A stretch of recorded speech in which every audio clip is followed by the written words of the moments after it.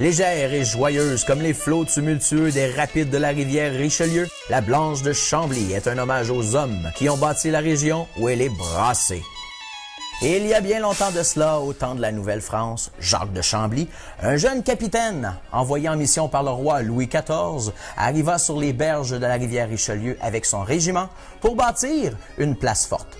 Le site était stratégique, le passage était crucial, la mission vitale.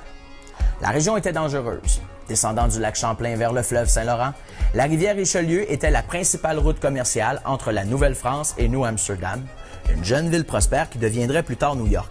La plaine aux alentours de la rivière était immense. Seules quelques montagnes, ici et là, sans nom, semblaient monter la garde au milieu de cette étendue sauvage. Le jeune capitaine et ses fidèles soldats du régiment Carignan-Salière avaient pour mission de protéger la ville de Montréal et de sécuriser les colonies du roi de France, car les Iroquois les attaquaient sans relâche, même s'ils n'avaient pas encore pactisé avec la couronne britannique. La tâche était périlleuse, mais les hommes étaient courageux.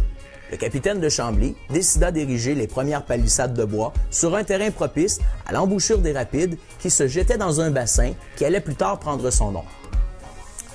L'été était chaud et calme. Le fort n'était pas encore devenu l'imposante sentinelle de pierre qui allait tenir tête aux adversaires lors de la guerre contre les Anglais.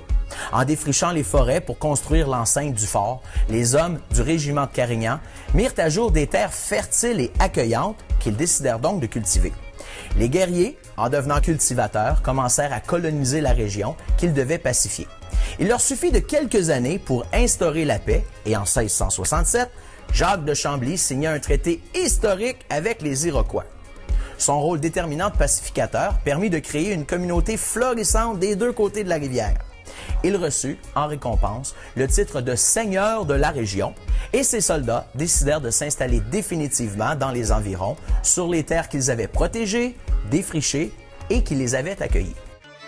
C'est en l'honneur de ces Français venus en Amérique défendre les terres du roi que la Blanche de Chambly est brassée.